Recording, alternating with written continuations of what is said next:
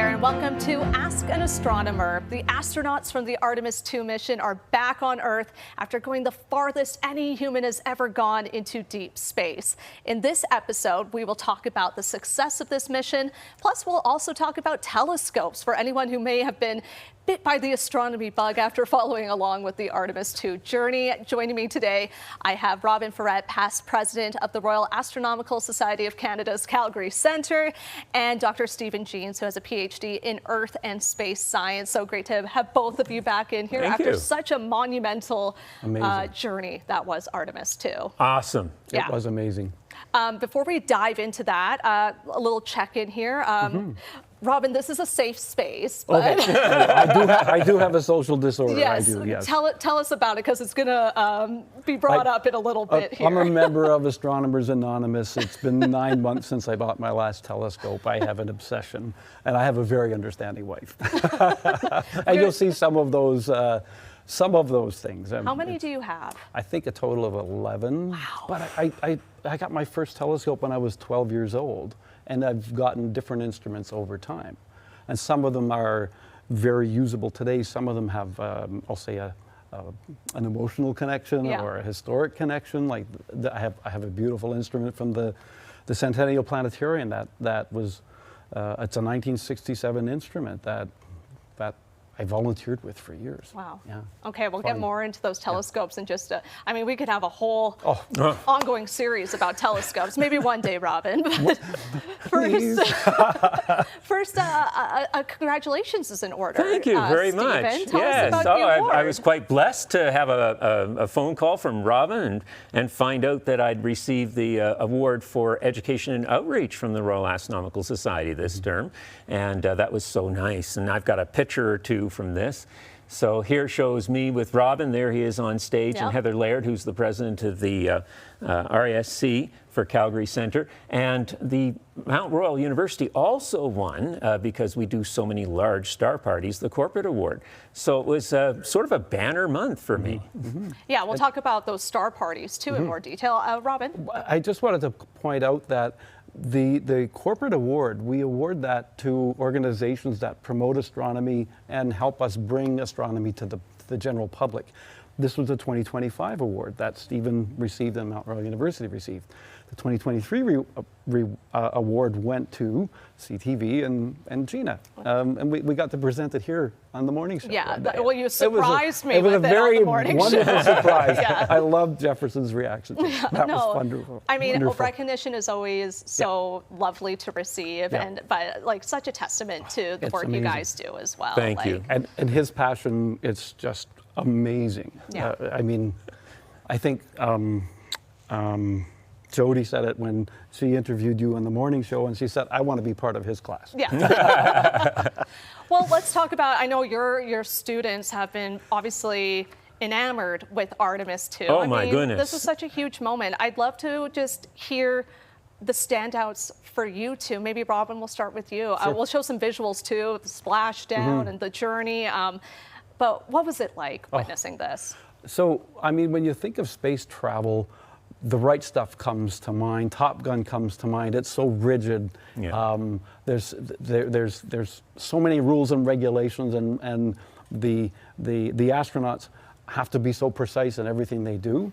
But it's human spaceflight. And what struck me most in this entire 10-day mission was how this group brought humanity to the mission and shared that with us in not just the science, which I think Stephen will talk about, it was amazing, but in how they the emotions that we saw, the dedication for Carol and the crater, the laughter and the fun they were having in space. It was amazing, and it's so inspiring for kids to see someone that looks like them in the capsule. We were at the Calgary Youth Science Fair this weekend.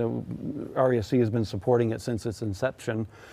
I was shocked to see how many space-related projects there were. We actually gave away a telescope to one deserving youngster, but it was, I don't think I've ever seen as many space-related projects for the Calgary Youth Science Fair, and I expect we'll see more because of how this inspires, and I think that you see that as well, Yeah. Stephen. Absolutely. In my classrooms, there was so many good questions. I mean, first of all, it was a very human experience. Unlike Apollo, where we had to wait for them to come back to see the images, to see the videos, because the films and videos of the 1970s had to be processed, so we had to wait for them to bring the cameras back. Right. With the Artemis mission, we were getting it live. Yeah, I mean, it was real time. Yeah, so I've got pictures of them that I was showing my students, and those include the Artemis crew. There we go. And then they got together and gave a big hug in space. So we got to So see them sweet. interact with the International Space Station, all the other things. So this generated so many questions from my students, like, why are they seeing a solar eclipse in space? And what can that do for this? And the science of it was really important too. For instance, if you look at the image that's on the screen, you can see the zodiacal light. Zodiacal light is dust and material that's in our orbit around us, and it gives it this aura of being like a science fiction movie, but it's reality. So very impressive to us. Now, coming up, because like I mentioned, I think so many people are interested in space after Artemis II, and a great place to start is by looking up at the sky. But it can be a little daunting, you know? How do you go about that? So we're going to move on over and check on a lot of telescopes that were brought to the set here, and yeah, talk more about where you can get started on your astronomy journey. Well, Robyn, when you said you were an astroaholic, you weren't kidding. I wasn't. This is just a sampling between the both of you of They're not the all telescopes. his. Yeah, I know. Yeah, okay. Yeah, I do have a social disorder. I'm an astronomer-aholic, and I haven't bought a telescope in 9 months. I'm on a little bit of withdrawal, but Oh my. here we have some of my telescopes. Yes, well, I Yes. appreciate you guys bringing these in because it can be a little overwhelming if you want to look up at the stars, where to start. So for those that are interested in getting into astronomy, what type of telescope would they need? Well, you don't even need a telescope to get into astronomy. Naked eye observing is actually something that we want people to do because getting to know the sky. And so sketching and drawing is something that's really important. We actually have a certificate program in the RASC, and Yes. I do the same at university as I have the students learn how to do scientific drawing and sketching. You can focus in on something. Now, if you don't want to do sketching and drawing, but you want to get some equipment, binoculars like these. Oh, you've got the big ones. I got the biggest one. And I have the little one. ones. Okay. So it's not always about binoculars size, are good. though. Absolutely. Yeah, so binoculars would allow you to take up stargazing and do daytime observing of bird watching and whatever else. So they're multi-purpose. And if I may, on the binoculars, the key thing is the binoculars are gathering more light than your eye does. So these are very low power, but they allow you to see stars beyond your visual capability. Those are great, versatile, everyday binoculars. You can hand hold those. And then the binoculars that Gina has, Yeah. those are really astronomical binoculars. Yeah, they seem and you like want it to would put be. those on a tripod. Oh, okay. So you connect that to a tripod because Stability. for stability, and it's just almost impossible to not have a little bit of a tremble when Or you're you holding can them up anchor to the yourself sky. on a fence or something, Absolutely, right? yeah. Make But a tripod out of your arms. Tripod with those, very I'm always versatile looking with for those. economical ways to get involved. Okay, And so the basic Milky kinds Way of- binoculars. There you they're go. called. Yeah. The basic way to get involved with telescopes is a variety of them. We're going to show you some of them here. Refractors are the most important type of telescope to start with. That's what we're seeing on the screen. Exactly. Here. Think of it like Yes. a pirate scope. So we'll go through some of these and show you some of the basic parts of refracting telescopes. So refracting telescope has lenses on the front. And if we take the lens cap off of this one here, you'll see a nice shiny lens on the front of this telescope. And so the light comes in. It's no different than wearing a pair of glasses. You end up bending the light in towards a point, and then it comes out through an eyepiece, which is the other end of the telescope. There we go. Okay. So the light is basically brought from one lens to another lens in focus, just like a pirate scope. There you go. That's a refractor. And what's different about binoculars, these are like a single side of a binocular. Yeah. Binoculars will flip things right side up. It puts another piece of glass in the light path. These don't. So Right. things are upside down typically, but we don't want to diminish the light coming through the telescope. Yeah. Yeah. Now, the difference between a refractor and a reflector, reflectors have mirrors. So I've got one here. This looks really big, by the And way. this is quite large, and if I show you the bottom of it, there's a nice Yeah. big honking big mirror inside of there. Where is it? There it is. And so right at the base of it, there's a nice big mirror at the bottom. I could even shove my hand in here. There's no lens on the front of this. How refractors work is they gather the light from a mirror at the bottom and then send it out the side to an eyepiece here, right? So it's a matter of bouncing the light, but you've got a curved mirror that will focus the light in and gather it more. So we call this a light bucket. The bigger the end of the telescope, the more light you gather. So you want telescopes with larger light buckets or larger lenses and mirrors. The bigger the mirror, the lens, the better your image quality. Well, let's talk about the day and age we're in now, where everybody has a phone or a camera. That seems like a new option when it comes to capturing what we see in the sky. And there's some great options here too. Absolutely. So first of all, we can start with a camera. Just a simple camera pointed at the night sky. You want to be careful of not to expose too long because you'll get star trails. However, if you put it on a tracking mount like this one, it will follow the stars across the sky and you can do a longer exposure. So that's a very simple form of astrophotography. What's this little guy This down little guy here, is, that's an imaging instrument. So if we look at this one in front of me, for example, it's the refracting telescope, as Stephen had mentioned. It's got a tracking drive, so it tracks across the sky. It's got a computer. It's got a camera that it uses as a guide camera. It's got an imaging camera to capture the image. So you don't actually put your face here. This is a camera that's stuck in where your eyepiece would be. So this captures the image, this tracks the telescope, this computer controls everything, this moves the telescope across the sky. It's a very elaborate setup. And this little guy here does all of that in one tiny little package called the C-Star. So it's a refracting telescope, it's a clock drive, it's a tracking camera, it's an imaging camera, and it has filters. So you can actually use this in the city and it gets rid of the light pollution. It has a narrowband filter, so you can do deep space photography with that little telescope. As you're hearing, when you're using a normal camera, most people are familiar with just taking pictures and they can turn on a bulb setting and make it a few seconds and get a longer exposure. Anytime you're into telescopes that have magnification power to the image or something like this, it's a matter of time of building up photons. You're taking lots and lots of little pictures and building them up like you would in Photoshop to add a bigger image. And so that's why it takes time and they have to track the image that we're going to take a picture of. And both of these are controlled through your iPad, as I have an example here, or your any tablet, any phone controls the computer, controls the imaging telescope, and you can be inside. You don't have to be outside all night. Exactly. And astrophotography isn't just the night. It's the daytime, doing the moon or the sun. Solar images. And we have filters to protect our telescopes. So when we go outside and take pictures of the sun, it cuts out 99% of the light and therefore protects your eye. So you have to have the right equipment for your scope, the right size of filter, the right kind of filter, and all these things should be checked with a professional. And there's lots of places to buy those. And you never want to point a telescope or your binoculars at the sun. You have to have a filter on the front, or in this case, this is a, it's called a Herschel wedge, and it diminishes the light so you can safely add your eyepiece here and look through this telescope. This is a great little travel scope. I wanted to bring this one just because it's tiny. It's in a backpack, easy to carry it around with you. This is the guy that does the tracking for you. Simple, simple.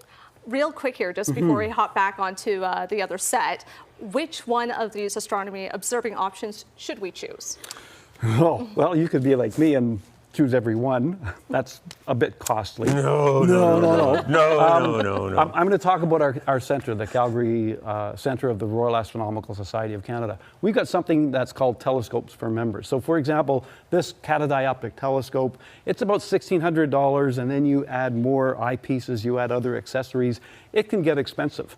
We actually provide that to our members through our Telescope for Members program on a rental basis for $30 a month.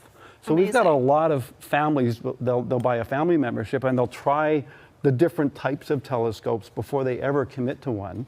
And we have an observatory of our own that our members go to. The with their Wilson Cooley telescopes. Observatory. For star parties, that's Exactly. something you can do too. We- So yeah, we this have is an small important groups there. thing which Robyn and I are trying to encourage people to do is if you think about photography, astrophotography and astronomy and all these fun things, you could spend a lot of money, but then where do you store it? And how do you move it around safely and all of this? So you need to think about these sort of things if you're going to get into it. Yeah. And you also want to buy quality materials, because if you go to some stores or a flea market, you might get something where the lenses are out of alignment and it doesn't work great. So you want a machine that works properly. So the important part is don't buy anything first. Come to the star parties. Come to the university with me and explore the star parties. You can see and try out all these different kinds of telescopes. Or go to the RASC events, the youth observers or any of the others, and they will show you their telescopes and you get to practice with them, or rent the telescope from the RASC for a month or so. Try it out. If you don't like it, try a different one. And once you explore this, then you can get into buying things. All right, now let's get into our questions. I saw this a lot on social media, these side-by-side images of Earth taken from Artemis II versus what was taken during the, last 1972 Apollo mission? Yes. There was comments that it looked brighter. People were wondering, was the Earth healthier back in 1972? I saw that out there. That's so, a different question. Yeah, But from a photography point of view, you're looking at two different animals. The one that was taken in 1972 is actually a picture of the daytime side of the Earth. So it was well lit. And that's why you don't see any stars in the 1972 image, because when you take the daytime side, you're setting the exposure for the Earth itself. When you look at the one that was taken by Artemis, it's the nighttime side of the Earth. And so the sensitive cameras that they're using right now, that's what makes a difference. So the camera itself was able to pick up the nighttime side and make it bright enough that it looks like daytime. If you look in the image, you can actually see there's some lights on around Africa, and this image is upside down. Right. So the South Pole is on the top of the image from Artemis, and you'll also see the stars behind it. And that dust I was talking about, zodiacal light in space. And you can even see the aurora. So the Earth's atmosphere is showing. So that picture that we have of the Earth includes the Earth's atmosphere, some green aurora at the north and south poles, so aurora borealis and australis, and you see the nighttime side of Earth with the lights on. So that's why they look different. Right. Is you're looking at a digitally enhanced or a very sensitive photography taking a picture of the dark side of the Earth. And the sea star is a nice segue there, because of course the sea star, you saw the images from your backyard in Calgary. In 1972, they were using film cameras. And now we boost the sensitivity of the sensor, we have time exposures, and we take an image, we take another image, and we stack them up. So, for example, the sea star takes 10-second images and stacks them up to have an hour-long image. It aligns things, it stacks them. In 1972, you had to track precisely for that hour to get the same image. So the technology we have in your backyard and on the we're going to see Artemis such capsule. impressive graphics Amazing. as they go to the moon Amazing. this time. Yep. That's so exciting. Let's get to our next question, because Sure. it's also about the moon as well. This is such a good question. Why is it called the dark side of the moon? Is it called the dark side of the moon, Robyn? Pink Floyd did that. Okay. So there's a reason why That's right. That's but right. no, I haven't heard it called the dark side by astronomers. Have you? Not by astronomers, but I have heard different media outlets, as they're reporting on Artemis, some are saying the far side, which is correct, and some are saying the dark side, because the perception is it's dark because we only ever see the light on the near one side, yeah. Yeah. Yeah, but in you've fact, got some good graphics. I to have help some really good explain that. graphics. I'm sure you so do. if you look at these two images, they were taken by a different spacecraft, but you can see there's a daytime side, the one on both of these images, and the daytime side of the near side is the one we're familiar with on the left, and the one on the right is the far side of the moon that we don't get to see from Earth. So that side is also in daytime in these two images, otherwise they wouldn't be lit up. So if you think about it, it works sort of like this. The moon is actually orbiting the Earth in synchronous orbit, and the Earth has this gravitational pull with the moon, and mutually the moon has this gravitational pull with the Earth. So the moon has aligned itself with the Earth, so it does turn once around, but it's also going once around the Earth. It's no different than, for instance, if you grab somebody by their hands and swing them around you, you're always looking at their face. So the arms that hold the two of you together are the same as the gravitational force between the moon and the Earth. We call it tidal locking. I love the moon on her shirt, by the way. So we can see the effects of tidal locking that near side of the moon towards the Earth. What's the impact of the moon on the Earth? So the Earth used to spin at about 10 hours in one rotation. And now it's 24. So the moon has slowed the Earth's spin down. Imagine if our day was 10 hours long, not 24 hours long. That would be...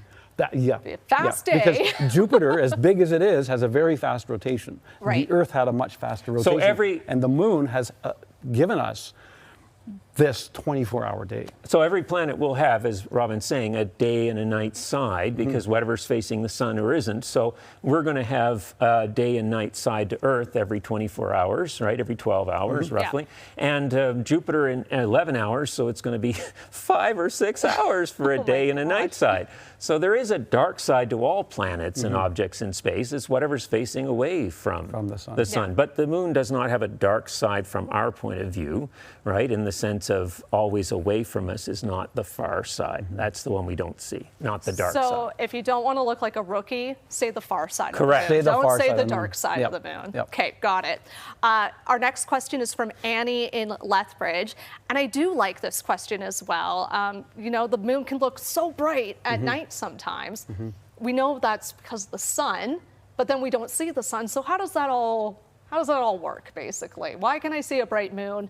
Where is the sun positioned in regards to that happening? So this follows great with the last question. Those two people, I don't know if they talk to each other, but these two go, yeah, they're great. The side of the planet that gets lit is the side that has the daytime side. So here's a picture of the Earth taken by Artemis, and you can see the daytime and the nighttime side. So which direction is the sun? Well, it's to the left and down, right?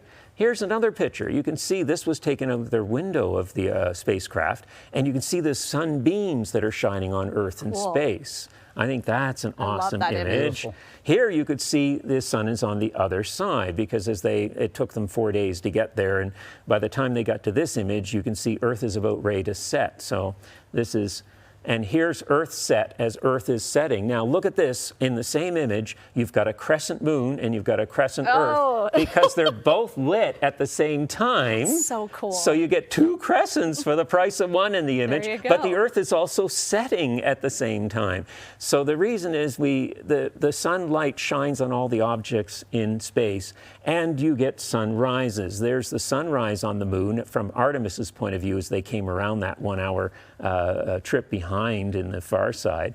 And then, of course, the reason is that everything aligns. So let's do a quick alignment here. Yeah. So, Robyn, you grab the Earth. I'll take the Earth. So the sunlight is shining out in space, so the Earth will have a sunlit side. Not Antarctica. There you go.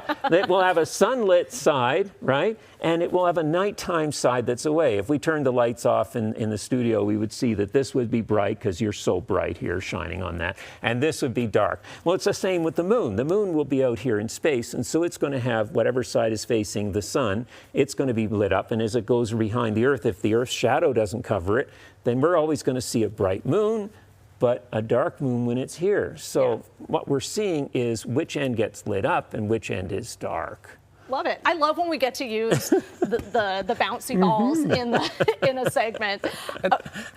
Okay, I have to add one thing. Okay. Oh no! Stephen, your explanation, you have to hold the moon up again. Okay. Exactly where it was before. So the interesting thing is the Earth goes around the sun in an orbit, and the moon goes around the Earth at a slightly tipped orbit. 5-degree angle. Yeah. So twice a year, as the Earth goes around the sun, the moon happens to be behind the Earth, and we get a lunar eclipse. There you go. Yes. Or in front of the Earth, and we get a solar eclipse. There you go. Yeah. We're learning lots today. We have one more question to get to. This one back here on Earth, kind of.